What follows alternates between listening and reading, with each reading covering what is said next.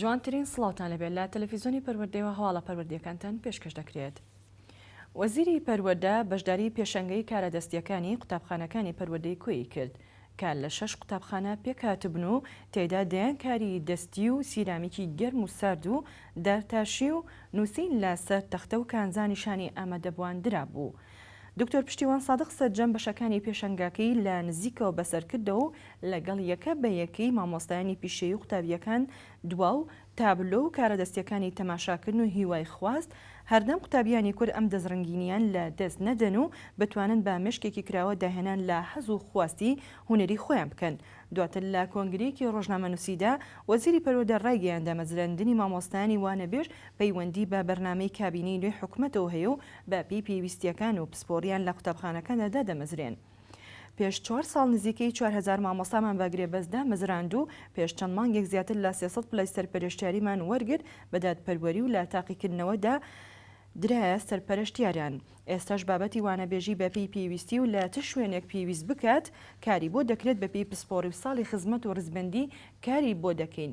وەک وەزارەتی پەروەردە میلاکێکی زۆرمان هەیە بەڵام لەبەر قەیرانی دارایی دەستمان نەخستۆتە نێو ڕێخستنی میلاکاتەوە چونکە ئەگەر مامۆستایەک بەپێی ڕێنماییەکان بە شەوانەی خۆی هەبێت زۆر لە کێشە و گرفتەکان کەم دەبێتەوە و داواش لە بەڕێوەبەرایەتیەکانی پارێزگا و قەزاکان دەکەم هەرچی خێرایە کار بکەن بۆ پێدانی پارەی مامۆستانی وانەبێژ دەربارەی تاقیکردنەوەکانی وەزاری تەنها لە ڕووی فۆرمەوە گۆڕانکاری بەسەر داهاتووە.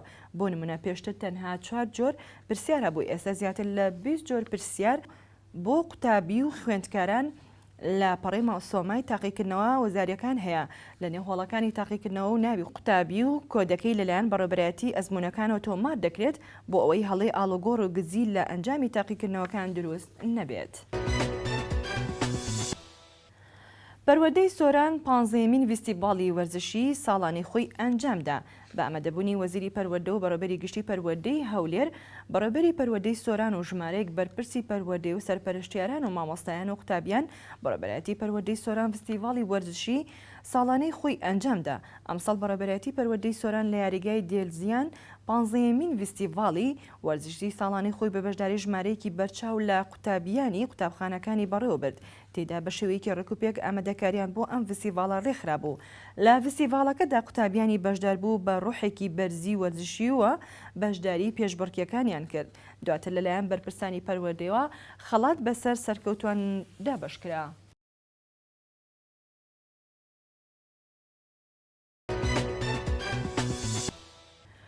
وەزارەتی پەروەردە بە هەمانگی لەگەڵ ڕێکخراوی یونیسێف هەڵسەنگاندنێکی نیشتیمانی بۆ بابەتەکانی بیرکاری و زانستی پۆلی چوارەمی بنەڕەتی ئەنجامدا. لەگەڵ ڕاپرسی بۆ قوتابیانی پۆلی چوارەمی بنەڕەتی و مامۆستایانی بیرکاری و زانست و کارگەری قوتابخانەکان ئەم پرۆژەیە لە 221 قوتابخانەی هەرێمی کوردستان ئەنجام دەدرێت و هەڵسەنگاندنەکە بۆ سیستەمی پەروەردەیە. بە هەمان شێوە لە حکوومەتی عێراقیشدا جێبەجێ دەکرێت. لیژنەی هەڵسەنگاندنی نیشتیمانی پۆلی چوارەمی بنەڕەتی کە پێکاتوە لە سەرۆکایەتی لیژنەی باڵای وەزارەتی پەروەردە بەڕێوەبەری گشتی فێرکردنی بنەڕەتی و بڕیاریاندا بە ئەنجامدانی ئەم هەڵسەنگاندنە لە بەرواری 24/4/2019 لە سەرجەم قوتابخانەکانی هەرێمی کوردستان. وەک یەک بازنە بۆ ئەنجامدانی کاری تەکنیکی ئەم لیژنەیە 3 کۆبوونەوەی ئەنجامداوە لەلایەن سەرۆکی لیژنەی تەکنیکی لە هەر 3 پارێزگای دوهۆک هەولێر سلێمانی بە مەبەستی جێبەجێکردنی ڕێنمایی هەڵسەنگاندنی ئاشنابوون بەر لە جێبەجێکردن پرۆسەکە وەک خۆی بە باشترین شێواز. پێشنگایەکی تایبەت بە پاشماوەی کەلوپەلی بەکارهاتوو کرایەوە و ڕێز لە 139 قوتابی ژینگە پارێز دەنرێت. بە ئامادەبوونی سەرۆکی ئەنجومەنی پارێزگای هەولێر و سەرۆکی دەستەی ژینگە و جێگیری پارێزگای هەولێر و بەڕێوەبەری گشتی پەروەردەی هەولێر و ئەندامانی ئەنجومەنی پارێزگای هەولێر و بەڕێوەبەری پەروەردەی ناوەندی هەولێر و ژمارەیەکی بەرچاو مامۆستایان و سەرپەرشتیاران ڕێز لە ژمارەی قوتابی ژینگە پارێز نرا و پێشنگایەکی تایبەت بە ژینگە کرایەوە. هەرێکە لە ئامادەی محەممەد ماجدی کچان و ئامادەی کوردستانی کوڕان و ئامادەی گەشەی ناحکمی هەڵسان بە ئامادەکردنی چەندین تابلوی کاری دەستی قوتابیان لە کەلوپەل و پاژماوە فرەدراو. هەر لە درێژەی هەڵمەتی ڕاگەاندنی ژینگە پارێزی بەشی ژینگە و تەندروستی لە بەڕێوەبەرایەتی گشتی پەروەردەی هەولێر مەراسیمی دابەشکردنی بڕوانامە و سپاس و پێزانین و دیاری پێشکەش بە 139 قوتابی ژینگە پارێز دابەشکرا کە لە ماوەی 10 ڕۆژدا 944 کیس پاژماوەی گەشتیاران لە شوێنە گەشت و گوزاریەکان کۆبووە. لەلایەن خۆشیان و قوتابیان و مامۆستایان و بەڕێوەبەران خۆشحاڵی خۆیان دەربڕی بۆ ئەم ڕێزلێنانە کە بەردەوام پەروەردەی هەولێر لە خەمی ژینگە و پاراستنی ژینگی قوتابخانە و شوێنە گشتیەکان و شوێنە گەشتیارەکاندایە. هاوکات پێشەنگایەکی تایبەت لە کتێبخانەی گشتی هەولێر زەیتون لە پارکی سامی عەبدوڕەحمان کە پاشماوەی کەلوپەلی بەکارهاتوو وەک ئامرازێک بۆ پاراستنی ژینگە ئامادەکرا بوو نمایشکرا.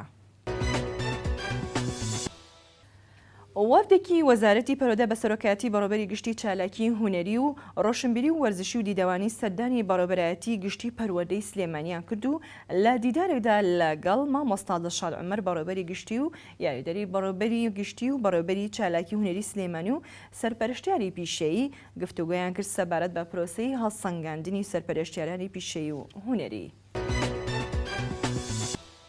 بە ئامادەبوونی یاریدەری بەڕێوەبەری گشتی پەروەردەی سلێمانی و بەڕێوەبەری پەروەردەی ڕۆژئاوای سلێمانی و سەرپەرشتیاران و مامۆستایان و خوێندکاران هەردوو خوێندنگەی ئامادەیی شنیار و قوتابخانەی مەشخەڵان فستیڤاڵی ساڵانەی خۆیان ساز کرد.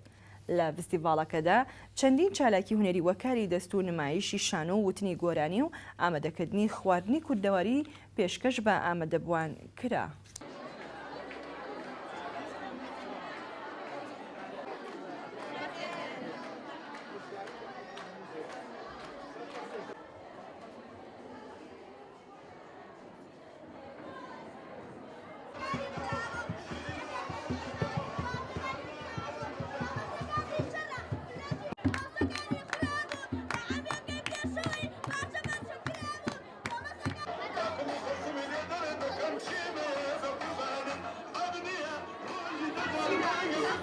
زۆر خۆشحاڵم کە ئەم فستیڤاڵە بە هاوبەشی لەگەڵ ئامادەی شنیارە توانیمانە ئەنجامی بدەین.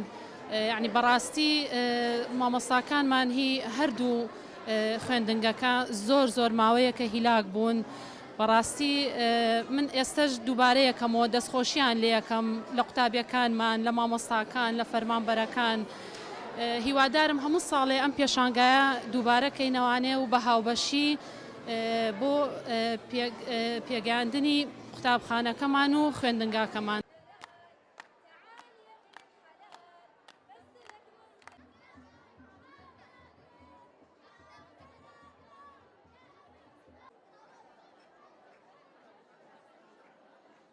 بستونۆیمانی چوار لە ئامادەی شنیاری کچان هەستاین بە دروستکردنی فستیڤاڵێ لەگەڵ بنەڕەتی مەشخەڵان. ئێمە وەکو مامۆستایان هەریەکە بە اختصاصی خۆمان بەشداریمان کرد. من وەکو مامۆستای عەرەبی بە دروستکردنی دەوارێک و مەدینەی لوغەی عەرەبیە بەشداریم کرد. زۆر مرتاحین لەخوا بەزیابە ئیشەکان باشەڕوە. ئیشەڵا هیوادارم بە دڵی هەموو لاک بێت. ئەمە وەکو قوتابخانەی شنیاری ئامادەی کچان زۆر بە خێرهاتنی کەناڵەکەتان دەکەین. ئەم ڕۆژ وەکو یەکەمین فستیڤاڵی ئامادەیەکانی شاری سلێمانی بەشداریمان کردووە لەم فستیڤاڵە. ئێمە لە کیمیایە بەشداریمان کردەوە، چەند تەجروبەیەکمان تاقی کردەوە ئەوەی ڕاستی بێ و زۆر خۆشحاڵین کە هاتون و بەخێر بن. سەرەتا زۆر بە خێرهاتنی کەناڵە جوانەکەتانەکەم. ئێمە وەکو قوتابیانی قوتابخانەی شنیار هەڵسەین بە ئەنجامدانی فستیڤاڵێکی جوان. ئەمەشی کە ئەیبینن بۆ وانەی عەرەبیە. هەر شتێکە پەیوەندی بە عەرەبیەوە هەیە لە خواردنەکانمان هەموویمانە ناوە کۆمان کردوێتەوە. ئەمانە فەحسی شەکرە ئەکەن، ئەمانە فەحسی زەخت ئەکەن لێرە. ئەمەش هەمووی زۆربەی هەرە زۆری دەستکردی تەلەبەکانمانە بەسەر بابەتی زیندەزانی. ئەمانەش فەحسی گروپی خوێنەکان ئەکەن.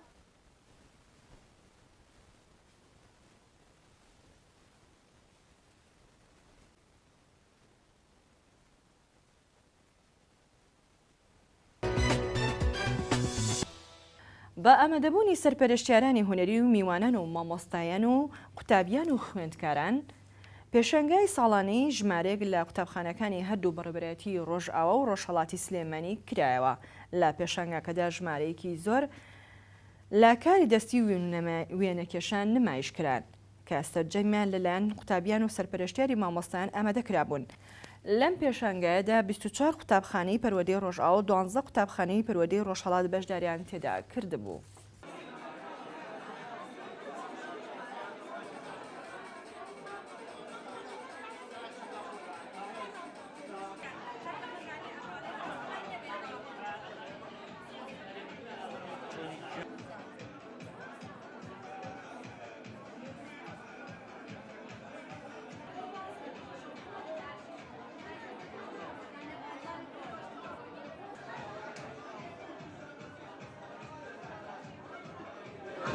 من ئەم پێشانگایە ساڵانە مەفرۆزەکە بکرێتەوانێ بەڵام ممکنە چەند ساڵێک لەبەر قەیرانی دارایی تۆزی کراوەتەوە بەڵام بە گرنگی نەبووە ساڵانە کردو لەسەر ئاسی شارەکان سەر ئاسی محافەزە ئێمە دوو تەربیەمان هەیە لە سلێمانی پەروەردەی ڕۆژئاوا پەروەردەی ڕۆژهەڵات ئەم بەشێکی بینەمە پەروەردەی ڕۆژئاوایە 24 قوتابخانەی بنەڕەتیمان هەیە لە قۆناغی 7 بۆ 9 کە بەشداریەکەن لەم پێشانگانە کە پەروەردەی پیشەیان تایە لە بەشی ڕۆژهەڵاتیش قوتابخانەکانی پەروەردەی ڕۆژهەڵات 12 پەروەردەیان هەیە ئەوانیش بەشداریان کردووە مەجموع 36 قوتابخانە بەشداری کردووە لەم پێشانگایە ئێمە ئەمە کاری و دەستی تەلەبەکانە کە پیشانەگرێ لەگەڵ مامۆستاکان و بە سەرپەرشتی مامۆستاکان ئیش کاری ڕۆژانە بە قوتابەکان کراوە بەس لە پەروەردەی ڕۆژئاوا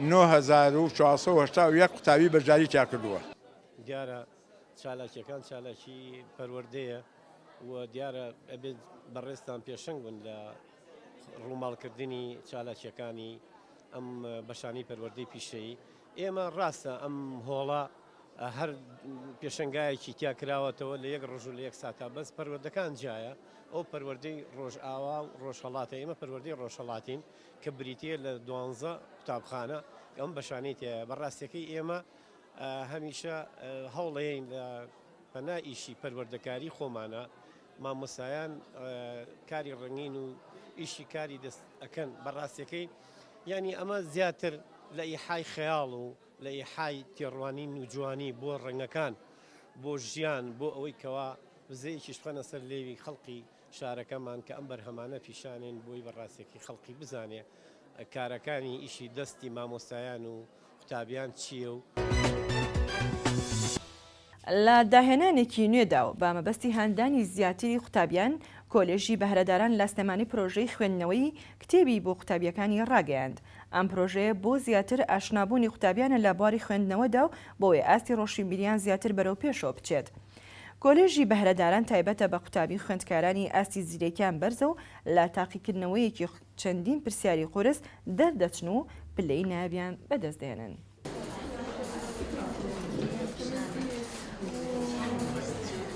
بەشدار بوون لەم مەراسیمەدا ئەمڕۆ ڕێوڕسمی کۆتایی پرۆژەی خوێندنەوە لە کۆلێجەکەمان لە ماوەی ئەم ساڵی خوێندندا دەخینە بەردەم بەڕێستان لەژێر دروشمی قوتابخانە شوێنێک بۆ خۆشویستنی کتێب و خوێندنەوە. بەڕاستی من دەستخۆشی لە سسروە ئەەکەم کە پرۆژەکە بیرۆکەی بەڕێزێتی دەستخۆشی لە خوێندکارەکانم ئەەکەم ئامادەیان کرد و پێی هەستان من لە گفتوگۆی کتێبەکانە ئامادە بووم بەڕاستی تاموچێژێکی زۆر لەبارەی چۆنەتی بەڕێوەچوونی گفتوگۆی خوێندکاران ئەم پرۆسەیە لە سەرەتای دەستپێکردنی دەواما دەستمان پێکرد کە پرۆسەیە کە سەبارەت بە کتێب خوێندنەوە وەکو پرۆژەیەک ئەنجامماندا کە لە ماوەی ئەم ساڵی خوێندنە کۆمەڵێک کتێب خوێنرایەوە و کتێبەکان گفتوگۆی لەسەر کرا و هەموو گفتوگۆکان خۆم ئامادە بووم لەو کاتەیە بەڕاستی ئەمە کارێکی زۆر باش بوو کە دەستی مامۆستا سروە خۆش بێ کە لام بەڕێزەوە سەرپەرشتی ئەکرا و وەکو خوێندکارانی خوێندنگەکەمان جێبەجێمان کردووە. شوێنێک بۆ خۆشویستنی کتێب و خوێندنەوە لە کۆلێجەکەمان دەست پێ کرد. دوای گفتوگۆکردن لەگەڵ خوێندکاران داوایان کرد وەک مامۆستایەک چەند کتێبێکیان بۆ هەڵبژێرم تا بیخوێننەوە. خوێندکارانی پۆلی حوتەم و هەشتەم گوڵی ساردۆنی 4/2/2019 گفتوگۆ لەبارەی ئەو کتێبەوە لە هۆڵی کتێبخانە ئەنجامدرا. پاسانەکەم ئەمڕۆ ڕێوڕسمی کۆتایی پرۆژەی خوێندنەوەیە لە کۆلێژەکەمان ئێمە لە ماوەی ئەم ساڵی خوێندنە خوێندکاران چەند کتێبێکی جیاوازیان خوێندەوە هەندێکیان من وەکو مامۆستایەک بۆم هەڵبژاردن و هەنێکیشیان خۆیان ئازاد بوون لەوەی کە چ کتێبێک هەڵبژێرن. پێمان خۆش بوو کە ئەمڕۆ هەم راپۆرتێکی ڤیدۆیی ببینن لە کاتی گفتوگۆکانیان کە ئەو کاتی خوێندنەوەیان بۆ کتێبەکان کردو لە هەمان کاتیشە خەڵاتی هەموو خوێندکارەکانەکەین بەوەی کە پەرۆژ بوون پەیوەست بوون بەم پرۆژێ و بە بەردەوامی کتێبیان خوێندوتەوە. تا ئێستا لەم پرۆژە دوو کتێبمان خوێندوێتەوە بە هەموو پۆلەکانەوە. بەڕاستی پرۆژەیەکی زۆر باشە چونکەوا لە تەلەبەکانەکە کە ئەوانەشی حەزیان لە خوێندنەوەنی ئاشنا بن بە خوێندنەوەی کتێبەکان و زۆر فێریشتمانەکەن. بەڵێ دیارە ئەم پرۆژەیە هەر بڵین لە وەرزی دووەمەوە دەستمان پێ کردووە و بە خۆشحاڵی توانیوانە سێ کتێب خوێینەوە. ئەو کتێبانشی کە بن خوێنمەوە کتێبەکانی جێلە پیا و کەمانچەژان و هەروەها سێشەمان لەگەڵ مۆری بوو.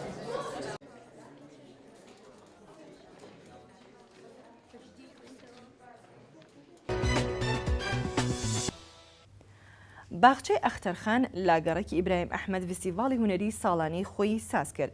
لە فستیڤاڵەکەدا چەندین چالاکی هونەری نمایش کران وەک گۆرانی و مۆسیقا و شان و وێنە کێشان.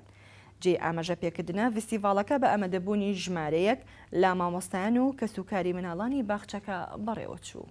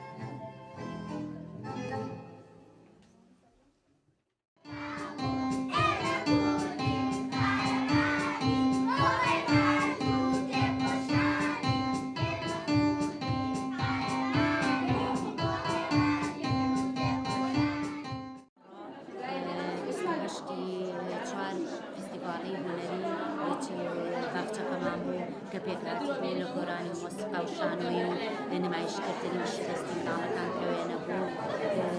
هەموو ساڵێک لە باخچەکانە ئەم جۆرە چالاکی ئەکرێ لەبەرەوەی لە ڕێگەی ئەم چالاکیانەوە بتوانی هونەر بە مناڵان بناسێنی بتوانیوە لە مناڵان بکەی کە ئەوانیش هونەریان خۆش بێ و بەرەو هونەر بڕۆن و نامۆنە بن لەلایەن. بەڕاستی هیلاک و مانبوونێکی زۆریەوێ لەبەرەوەی منداڵانە یعنی شتێکی کەوتن نازانن بەڵام زۆر باشن توانای زۆر باشیان هەیە بەڵام بە مەرجێک مامۆستاکە بتوانێت ئەو توانایانە بدۆزێتەوە و بتوانێت بزانێت چۆن بە باشی بەکارهێنێت. دنیای مناڵ دنیایەکی زۆر جوانە بەڵام لە بەهرە بەڵام کەوتۆتە سەرەوەی مامۆستا چۆن بتوانێت ئەو بەهرانە دەربخات. دووبارە بەخێر بێ زۆر سپاس.